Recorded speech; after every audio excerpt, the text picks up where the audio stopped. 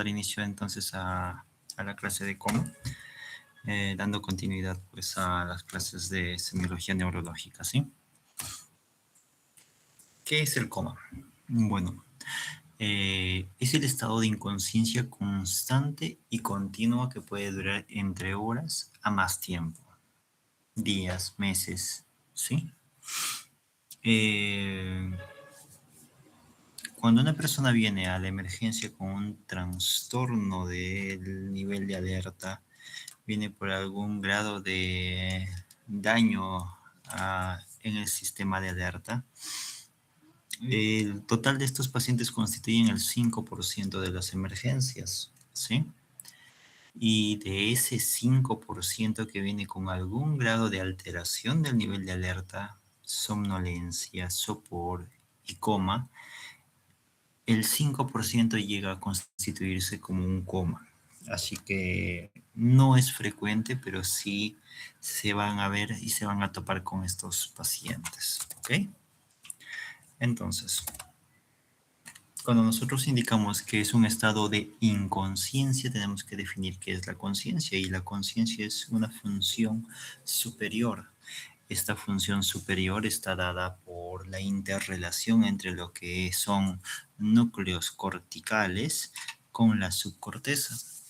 Y esto permite que la persona tenga una interrelación con el ambiente, determinando en qué posición se encuentra, o sea, determinando qué cosa es el yo, dónde estoy en este momento, quién soy, cuánto tiempo tengo en este mundo, y su relación con el medio ambiente, en donde se encuentra, qué hace en ese momento y cuál es su ocupación, ¿no? Entonces, básicamente es la alteración de ese estado de conciencia constante, el estado de coma.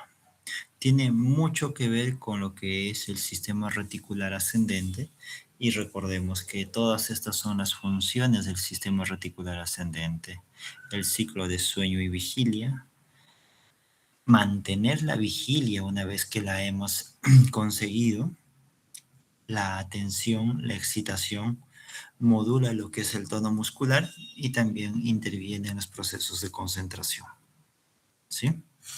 El sistema reticular ascendente se encuentra ubicado desde el tronco encefálico, comenzando desde el mesencéfalo, e incluso pues hay fibras que se extienden hasta las primeras cervicales. Principales lugares: mesencéfalo, protuberancia, ¿sí? Muy bien, entonces, ¿cuáles son los componentes de este sistema reticular ascendente? Tenemos 4 componentes: el locus coeruleus, el núcleo del RAFE, el hipotálamo tuberomamilar posterior y el tegmento pedúnculo pontino. Este sistema reticular ascendente va a permitir que todo tipo de sensaciones periféricas que se va a captar por los distintos sistemas, sentidos, van a ser integrados a nivel cortical. Y como toda sensación ascendente, una vía ascendente, pues tiene su punto de anclaje y o su puerta de entrada, que vendría a ser el tálamo. Así que tiene una estrecha correlación con lo que es el tálamo, y también de acá pues se van hacia las zonas corticales, ya sean frontales, parietales, occipitales y o temporales, ¿sí? Esta asociación no sería posible si es que no hubiese una indemnidad medular, así que la médula también juega un rol importante en todo este proceso. ¿Ok?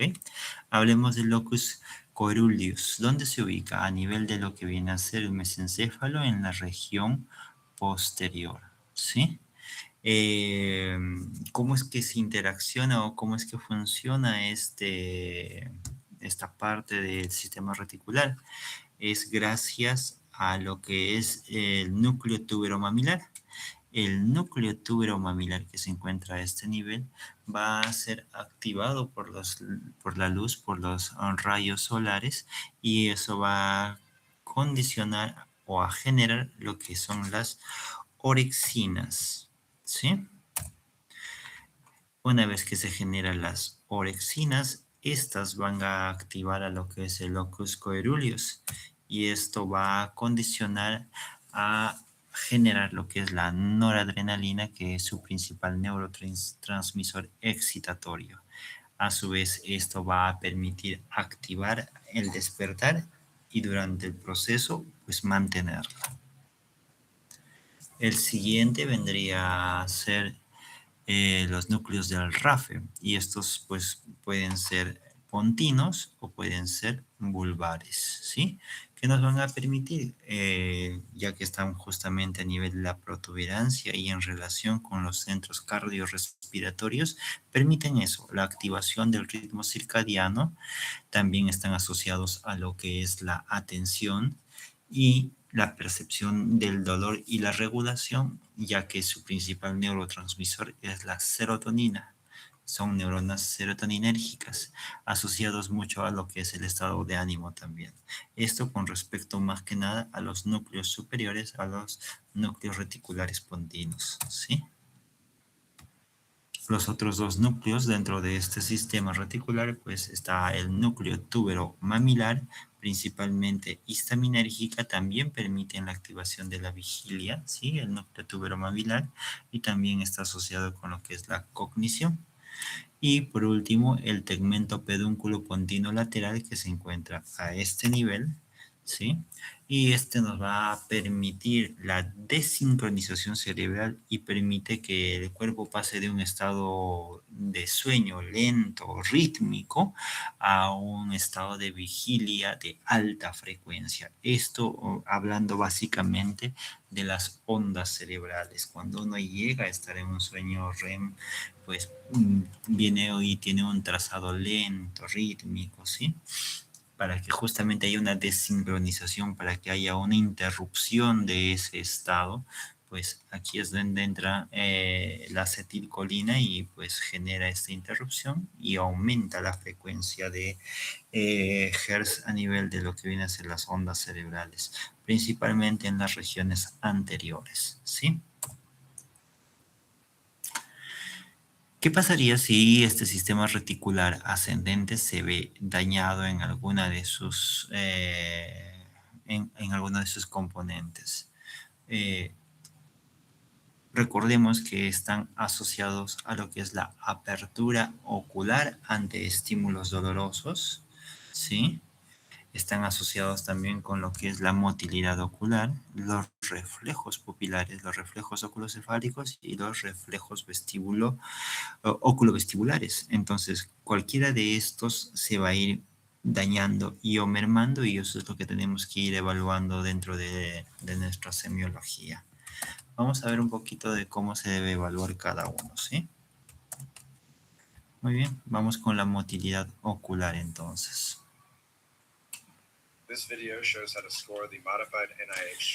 En este caso, vamos a usar parte de lo que es la evaluación del NIH. Y lo que le pedimos a la paciente es que fije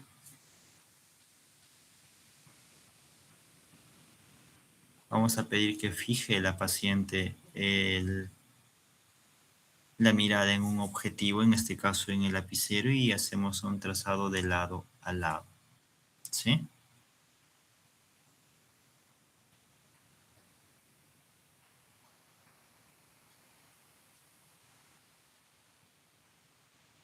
Muy bien.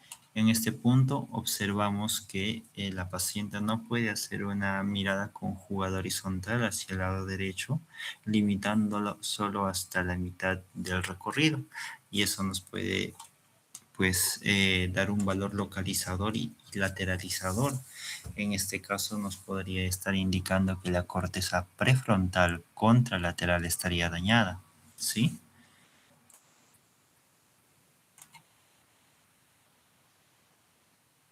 En este caso la paciente tiene una versión ocular forzada. Se le pide que sigue el objetivo, pero no lo hace en ningún momento. En todo momento vemos que la versión ocular bilateral está hacia un lado.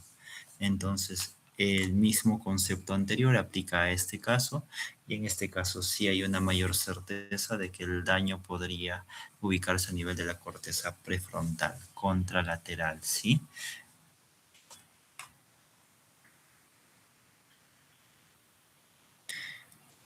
En situaciones en las que el paciente presente un estado de conciencia mínima y o en el caso pues que tenga algún proceso de comprensión del lenguaje, o sea, afasias de comprensión, se puede usar esta maniobra que es la maniobra oculocefálica, que consiste en hacer un giro de la cabeza de lado a lado y ver cómo es que realiza los movimientos oculares el paciente, ¿sí?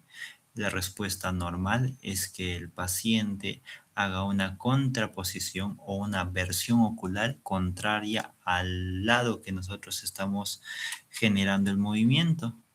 Eso es lo que se conoce como los ojos de muñeca, que en este caso pues darían una indemnidad de lo que es el tronco a nivel de lo que es la protuberancia y a nivel de lo que es el mesencéfalo, ¿sí? Entonces, volvemos a ver eso. Al realizar los movimientos, vimos que ha hecho una contraposición la paciente, ¿verdad?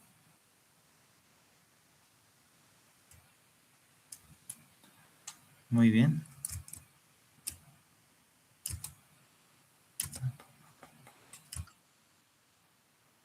Claro, claro, doctor. ¿Cómo está?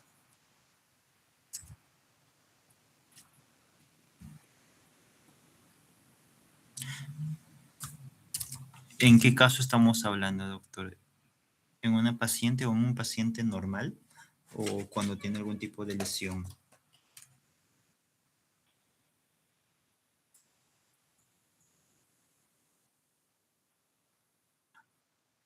Eso es lo normal, doctor. O sea, en una persona normal que colabora y que no colabora sin lesiones a nivel mesencefálicos, debe conservar ese reflejo oculocefálico, ¿sí? Yo giro la cabeza hacia un lado y como pueden apreciar, la paciente mira hacia el lado contralateral a donde yo estoy girando.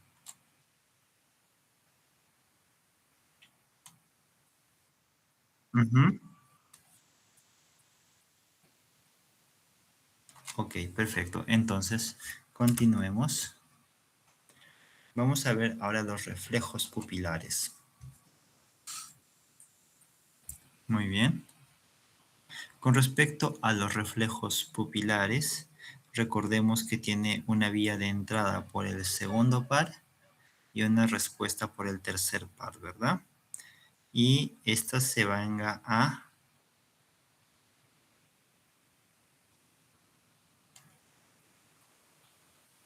Muy bien, repetimos.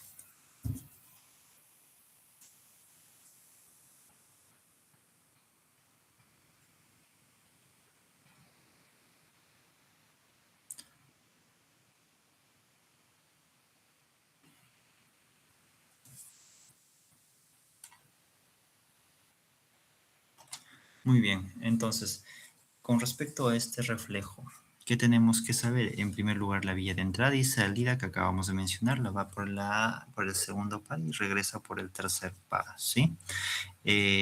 Ambos se van a integrar a nivel de lo que viene a ser el mesencéfalo y va a haber una comunicación de lado a lado que nos va a permitir también tener lo que es el reflejo consensuado, o sea, el reflejo fotomotor que se está haciendo en este momento que condiciona una miosis de una pupila, también condiciona la miosis del ojo contralateral sin la necesidad de la estimulación fótica. Entonces, eso se da gracias a la conexión que se genera a nivel mesencefálico. Por ende, estaríamos evaluando la indemnidad mesencefálica, ¿sí? Tenemos que ver dentro de estos el diámetro pupilar para determinar si estamos ante una miosis una pupila normal y o una midriasis, ¿verdad? Ok, 1 o 2 milímetros, miosis de 3 milímetros a 5 milímetros normal y por encima de 5 milímetros midriasis.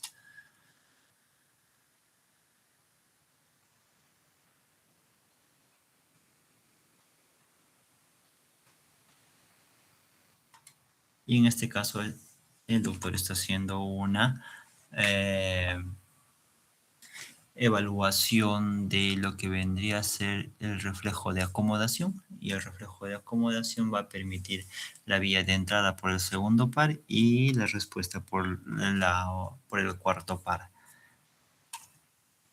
Igual tronco encefálico. Estamos evaluando también tronco encefálico, ¿sí? Ok. Ahora el reflejo vestíbulo ocular.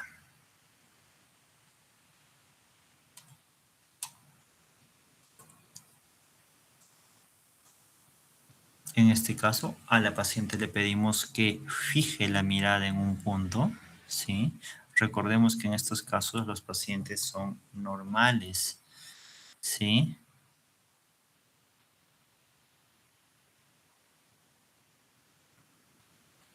Y como podemos ver, el punto de fijación se mantiene pese a los movimientos cefálicos que nosotros realicemos cuando pues esté indemne el tronco, ¿sí?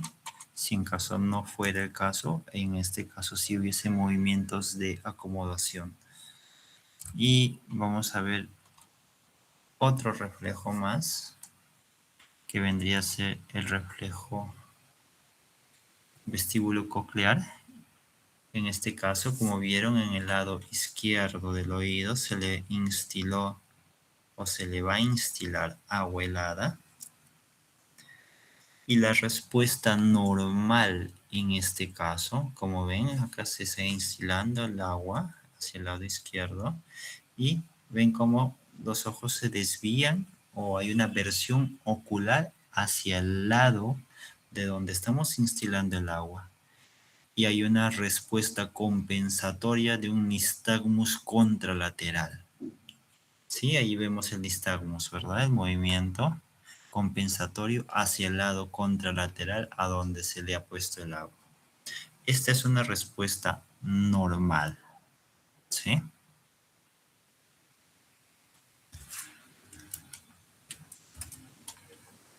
Muy bien. Entonces, en estos casos de un paciente en coma, pues tenemos que hacer una anamnesis en la medida de lo posible, si es que tenemos al familiar y o si tenemos acceso a una historia clínica antigua, ¿sí? Eh, si estamos pues con la oportunidad de estar con algún familiar que haya presenciado la situación, preguntaremos la forma de inicio, si fue brusco, pensando tal vez esto en cuadros vasculares y o progresivos en cuadros tumorales, ¿sí? Tenemos que determinar si hubieron síntomas neurológicos asociados. Si nosotros determinamos la etiología del coma, vamos a, vamos a indicar que pues estas pueden ser de causas estructurales y de causas no estructurales. Y dentro de estas, las más frecuentes son las de causas no estructurales. Solamente dentro de estas, el 20 al 15% se deben a una lesión propia del encéfalo.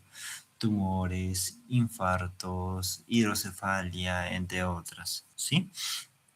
Por eso resulta de importancia determinar si hay alguna clínica neurológica, porque muchos de estos pacientes van a requerir de la intervención quirúrgica inmediata. Para eso es que se tiene que determinar y descartar la posibilidad de síntomas asociados neurológicos, ¿sí? Con respecto a los síntomas que nos podrían pues dar un índice y o pensar y sospechar de alguna etiología, por ejemplo, si es que estos pacientes cursan con una cefalea crónica y o no necesariamente crónica, con cefaleas subagudas en tumores de rápido crecimiento. En los casos epilépticos, si estos pacientes ya tenían el antecedente de una epilepsia y el paciente entra en un estado epiléptico, pues recordemos que cuando entran en un estado epiléptico nosotros tenemos dos tiempos, ¿sí? Un T1, donde vamos a determinar que en este punto, el paciente ha sobrepasado la capacidad de la autorregulación y por consiguiente no va a haber o ha vencido los mecanismos de autosupresión de esa crisis. Por consiguiente, los pacientes van a perpetuar su crisis epiléptica. Eso en los casos de las crisis tónico-clónicas se da a los 5 minutos y en los casos de pacientes con epilepsias focales es a los 10 minutos. En los casos de epilepsias tipo ausencias se da entre los 10 y los 15 minutos. ¿Ok? Entonces, este tiempo es donde uno debe iniciar el manejo de un estado epiléptico, pero sí o sí se tiene que hacer algo, cualquier cosa para suprimir esta crisis y no permitir que lleguen a un T2, porque en este caso el riesgo de lesión nerviosa, el riesgo de lesión estructural es alta y para estos casos, pues los pacientes que sobrepasan los 30 minutos convulsionando, el riesgo de muerte, de falla cardiorrespiratoria es elevada. Entonces, este es nuestro punto T2 en las tónico-clónicas generalizadas, en las vocales mayor a 60 minutos. En las ausencias no está bien determinado, pero se asume que también son 60 minutos para poder generar algún tipo de respuesta antes de que ocurra algo malo, ¿sí? Antecedentes patológicos. Es importante determinar si el paciente era diabético para descartar que este no sea un coma hiperglucémico. Si el paciente es alcohólico, pues el coma no solamente podría ser por una intoxicación alcohólica, sino también por una hipoglicemia y o una deficiencia de vitamina B12.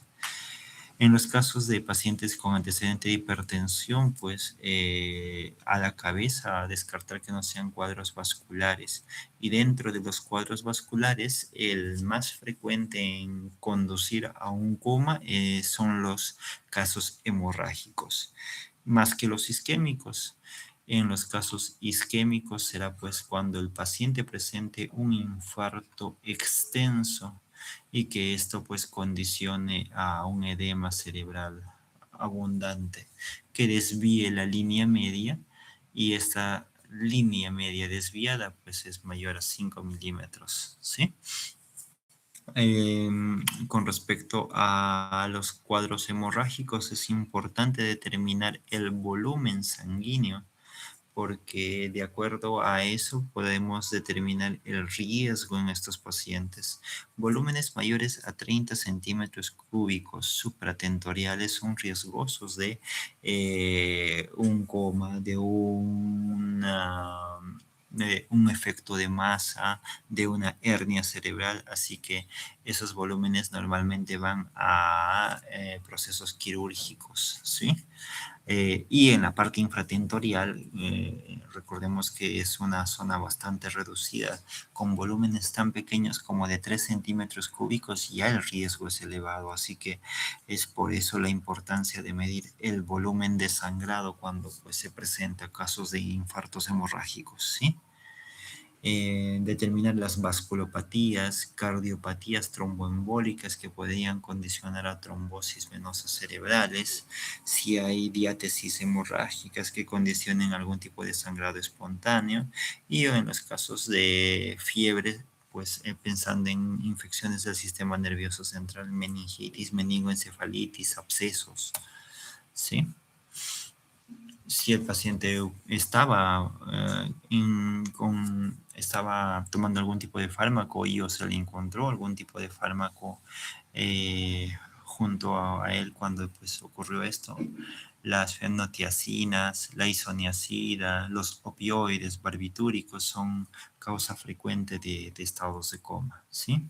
Si el paciente cursa con ingesta de sustancias ilícitas por por el propio efecto de vasodilatación y vasoespasmo de estas sustancias puede condicionar o a eventos isquémicos y hemorrágicos cerebrales, ¿sí?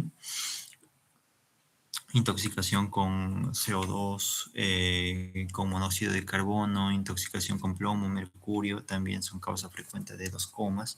Y dentro de los traumatismos, pues los hematomas subdurales, epidurales, pueden condicionar a comas agudos e incluso los subdurales crónicos mayores a 3 semanas también podrían condicionar eh, un coma en estos pacientes. ¿Sí? Dentro de la evaluación física, pues tenemos que hacer una evaluación integral, no solamente determinar o abocarnos a la parte neurológica. Tendremos que determinar si el paciente cursa con una cianosis para poder ver si la causa podría ser pues por una insuficiencia circulatoria o respiratoria, si presenta una coloración rojo cereza que podría ser a consecuencia de una intoxicación por monóxido de carbono, si el paciente presenta en flexuras y o en zonas en zonas de antebrazo, pues estas heridas que condicionaría o que nos haría sospechar de venopunción y consumo de drogas. Si el paciente presenta una ictericia color amarillo pajizo en los casos de insuficiencias renales y pues un coma urémico. Y en los casos pues de los pacientes que presentan una melatodermia que es un poco menos frecuente, pero que es a consecuencia de la enfermedad de Addison, ¿no? También estigmas hepáticos para determinar y o descartar un coma hepático en estos casos, paciente con ascitis, con circulación colateral, ginecomastia, telangiectasias, etcétera, ¿no? También se le determinará en ese momento, en el momento de ingreso, pues con qué temperatura nos está llegando. Si el paciente viene con una hipertermia, pues estaremos sospechando que el paciente pueda tener una infección y o tal vez algún trastorno y o lesión de los centros reguladores de la temperatura a niveles pontinos, ¿no? Y o el paciente nos viene con hipotermia, entonces en este caso podemos sospechar de un coma etílico, intoxicación por barbitúricos, hipoglicemias, mixedema, insuficiencia cardiocirculatoria. También le tomaremos la presión arterial y dependiendo de si estamos en un caso de hipertensión o de hipotensión, también los diagnósticos podrían variar. En el caso de hipertensión, a la cabeza los eventos isquémicos y o hemorrágicos. Y recuerden que la hipertensión es pues una respuesta compensatoria al aumento de la resistencia vascular producto de algún tipo de noxa a nivel encefálico. Eso condiciona a mayor resistencia y por ende esa mayor resistencia tiene que ser vencida con una mayor presión arterial, ¿sí? Por ende, también estas presiones altas podrían condicionar, pues cuando ya están disregulados, cuando tenemos una PAM mayor a 150, una encefalopatía hipertensiva, una nefropatía con coma o en los estados urémicos, ¿no? Si los pacientes presentan y o están con una hipotensión, esto podría ser a consecuencia del alcohol, del consumo, intoxicación por barbitúricos, en casos de diabetes mellitus, hemorragias, sepsis por gram negativos, infartos agudos de miocardio, la enfermedad de Addison. ¿Sí? Es importante determinar también los tipos de respiración que estos pacientes presenten y vamos a ver que en los diferentes niveles del tronco, pues según se vayan dañando, uno puede tener diferentes tipos de respiraciones. La respiración de Cheyne-Stokes es más que nada por lesiones difusas o estructurales graves, sobre todo supratentoriales, ¿sí? Y también del tipo sistémicos como son los comas metabólicos o tóxicos. En el caso ya de una hiperventilación neurógena central, en este caso las lesiones se ubican a nivel pontomesencefálicas y las características como indica su propio nombre que es una hiperventilación, vamos a tener una presión de O2 normal, mayores incluso a 80 que es óptimo, una presión de CO2 baja, 40 milímetros de mercurio y o normales y vamos a tener pues un pH elevado, ¿sí? Una alcalosis sin patología pulmonar.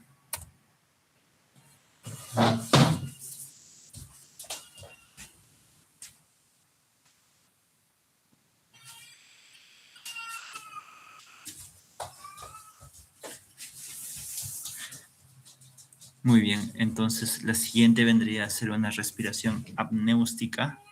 Esta se ubica a nivel pontino rostral, ¿sí? Y normalmente en este caso de este tipo de respiración se ve más que nada en los eventos isquémicos y hemorrágicos a nivel de la protuberancia anterior, ¿ok? Y la respiración en salva, estas ya nos van a generar un tipo de respiración con periodos de apnea, ¿sí? Tipo la de Chen y Stock, pero aún más erráticas, son mucho más rápidas y con una parada mucho más pronunciada. Y esto se presenta más que nada en las lesiones pontinas, pero caudales. Y finalmente, la respiración irregular o atáxica, estas se dan más que nada por lesiones a nivel de bulbo raquídeo y son de mal pronóstico. Normalmente estas preceden al paro cardiorrespiratorio. Es importante determinar también durante esta evaluación el aliento de estos pacientes, incluso si el paciente viene con un aliento alcohólico, pues por un coma tal vez alcohólico, ¿verdad? Si el aliento es ácido, como que a manzana verde, podría ser en caso de un coma diabético. Si el aliento es urioso, por un coma ureico. Y si el fetor es hepático, o sea, si asemeja bastante a lo que es un huevo podrido, pues estaríamos tal vez ante un coma hepático. Tenemos que valorar también la respuesta pupilar en estos pacientes cuando se le realiza pues, el estímulo fotomotor y vamos a determinar que hay respuestas también diferentes de acuerdo a la localización de la lesión. Si es que estamos hablando de una intoxicación, un coma metabólico, normalmente las pupilas van a ser pequeñas pero reactivas, o sea, hay miosis y son reactivas, ¿sí? En caso, en caso la lesión sea de ambos diencéfalos, ¿sí? La lesión es diencefálica, hipotalámica. Básicamente la respuesta también es una miosis, pero en este caso son hiporreactivas. Si en caso es una lesión un poco más abajo del diencéfalo, ¿sí? Se puede dar el síndrome de Clauber-Horner, que es una ptosis y miosis, y en estos casos es a consecuencia muchas veces de una hernia uncal. Con respecto a lo que es la protuberancia, en estos casos vamos a tener la respuesta más miótica dentro de todas ellas. Tenemos unas pupilas en punta de alfiler y muy poco reactivas y normalmente se dan a consecuencia de hemorragias protuberanciales. Vamos a ver que en el caso de lesiones a nivel de mesencéfalo, vamos a tener las pupilas midriáticas y poco reactivas, ¿sí? Y en el caso del mesencéfalo nuclear, las pupilas están normales, pero también son poco reactivas. La reactividad, como se puede apreciar en todos los casos, se ve de una u otra forma alterado, ¿sí? A diferencia del estado metabólico, que es pues más que nada por, por un daño sistémico supratentorial. Entonces, cuando nosotros tenemos lesiones a nivel de tronco encefálico, la reactividad pupilar sí se ve mermada en todos los casos. ¿Ok?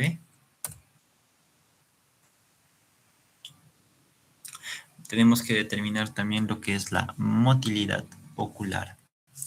Y para determinar pues esto, tenemos que hacer un recordaris de cómo es que se mueve el ojo de forma conjunta, ¿no? Si ustedes mueven ambos ojos hacia el lado derecho, pues no están usando el mismo par craneal. Imaginemos que este paciente está yendo o está viendo hacia el lado izquierdo, ¿sí? Está viendo hacia el lado izquierdo, ¿ok? Entonces, en este caso, el paciente está usando, ok, entonces En este caso que está viendo al lado izquierdo del paciente, este es el lado derecho, muy bien. El lado izquierdo está usando este músculo. En este caso sería el recto lateral del lado izquierdo, ¿verdad? Muy bien. Pero del ojo contralateral está usando el recto medial. Esto viene a ser sexto par, mientras que esto viene a ser tercer par. Entonces, ¿cómo es que se comunica dos núcleos en diferentes localizaciones? Porque recordemos que el núcleo del tercer par se encuentra a este nivel, mientras que el núcleo del sexto par se encuentra a este nivel. ¿Cómo es que se comunica? De la siguiente manera. Entonces, la corteza frontal, específicamente la corteza prefrontal del lado derecho, ¿sí? Va a mandar el estímulo hacia el lado contralateral, ¿sí? Específicamente a esta estructura que se llama la formación reticular paramediana pontina, que viene a ser esta de acá. La formación reticular paramediana pontina va a activar a lo que viene a ser el sexto,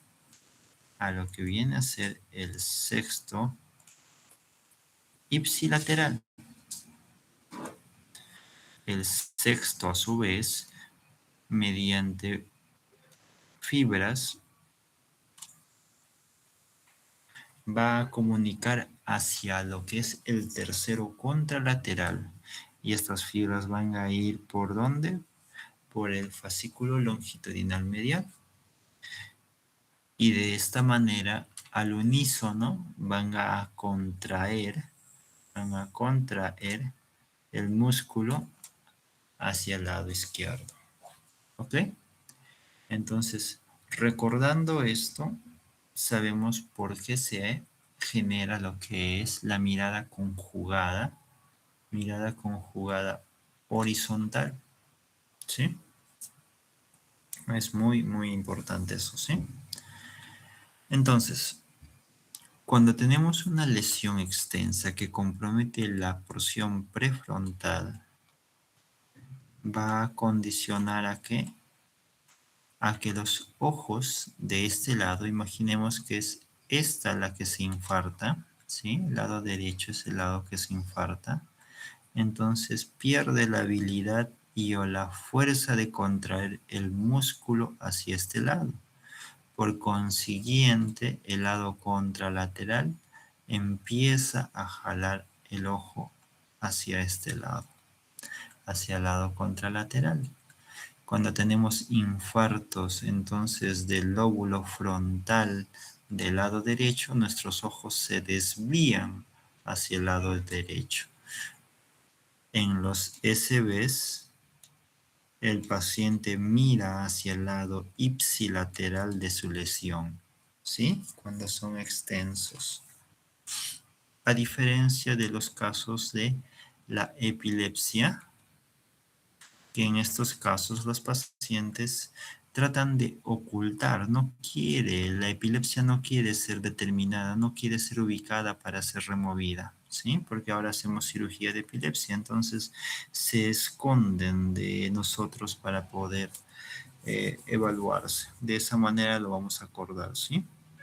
Entonces, los pacientes que hacen una versión ocular, en los casos de una epilepsia tienen un valor localizador y sería el lado contralateral a su lesión, ¿sí? Si en caso el paciente presenta una lesión del lado derecho, su versión ocular va a ir hacia el lado izquierdo.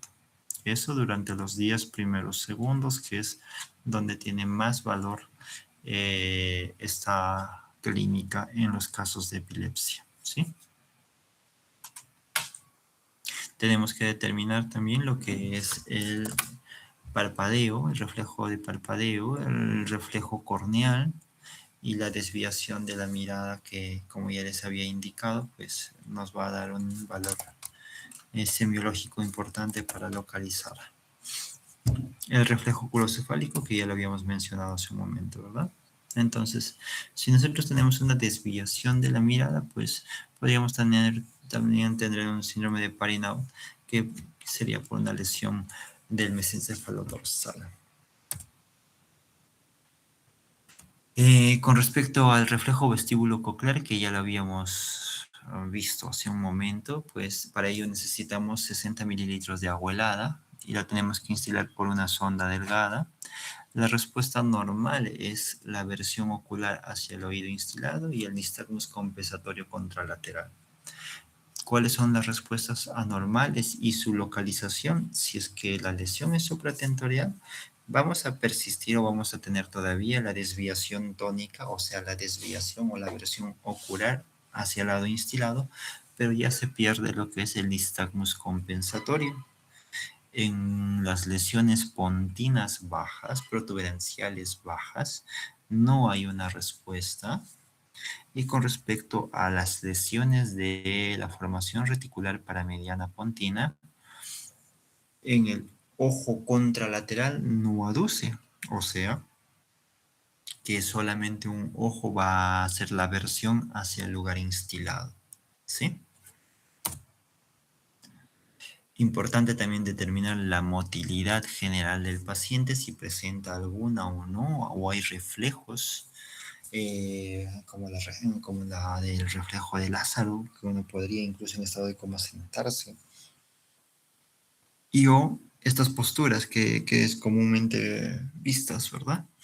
La postura de corticación y o la postura de cerebración.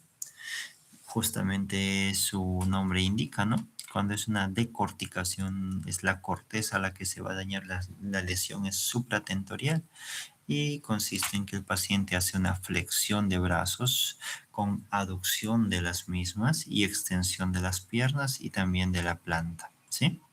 En el caso de la descerebración, en este caso la lesión es infratentorial y en este caso hay una flexión de lo que viene a ser las manos, pero hay una extensión de lo que viene a ser el codo, ¿sí? Con aducción también de lo que viene a ser el antebrazo, ¿ok? También el paciente puede llegar a hacer una pronación de la misma, haciendo que la flexión sea mucho más evidente. Hay una extensión y una flexión plantar también.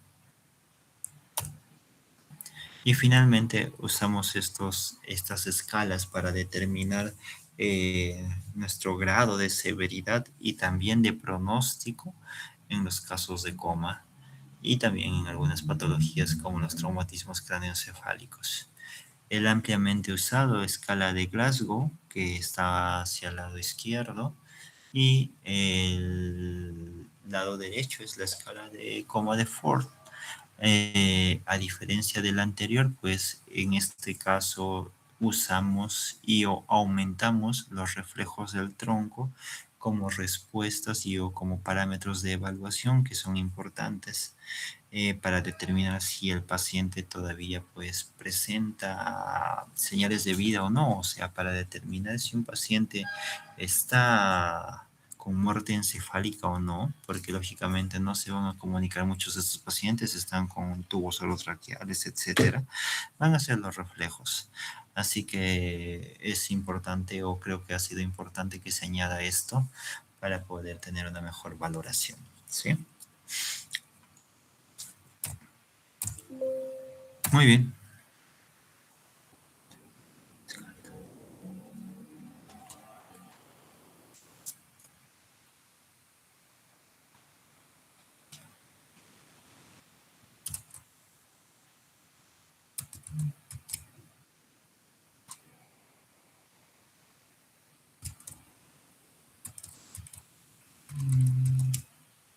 Muy bien, ¿están todavía conmigo, doctores?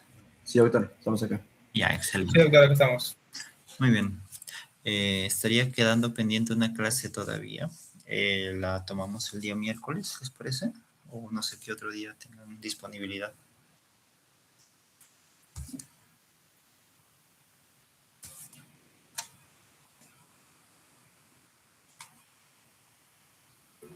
Sí, doctor, podría ser el miércoles. Bien, Fabiola. Entonces quedaría una clase todavía pendiente, ¿sí? En esta clase voy a tratar de abordar el sui generis, un grupo de temas que no se han contemplado dentro del sílabo para que tengan un panorama del resto de temas de neurología, ¿sí?